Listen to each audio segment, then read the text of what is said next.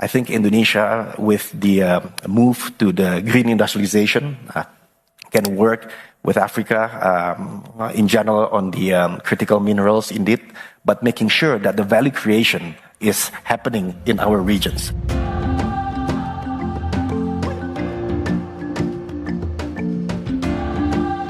Saya sekarang di hari pertama di Johannesburg, Afrika Selatan. Saya datang dalam suatu acara Bloomberg Africa Summit. Nah, di sini saya salah satu wakil dari Asia Tenggara dan tentunya Indonesia. Nah, di sini tadi dalam suatu panel ditanyakan bagaimana istilahnya global economy atau ekonomi global ini bisa berjalan dengan dinamisme daripada geopolitik, geoekonomi dan lain-lain. Yeah, I think it is a source of concern for everybody that the equitability should be there in the growth story of any country, including Indonesia. Especially we have 285 million people, about 60% of them below 40 years old, and a lot of Gen Z.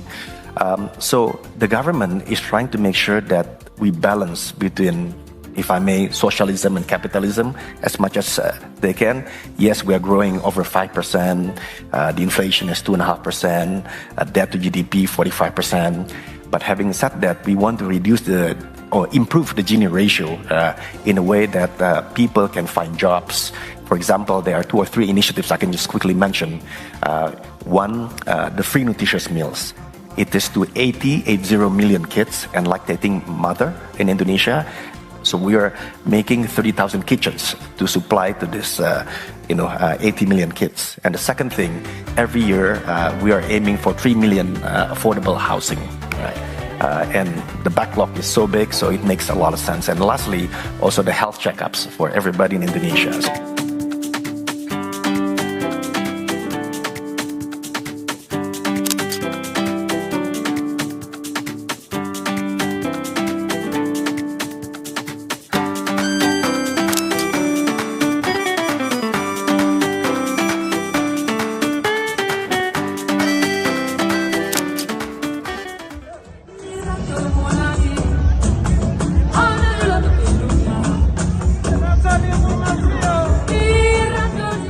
Ya, saya sudah daftar di B20, akan menjadi speaker 2 hari lagi. Tadi baru dari pembukaan B20, sangat seru, banyak tarian Afrika, serasa kayak waktu Shakira di ini World Cup, dan tadi seru banget, makanannya juga enak, halal pula.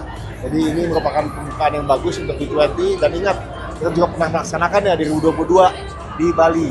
Jadi saya yakin ini mereka nggak mau kalah, tapi seru.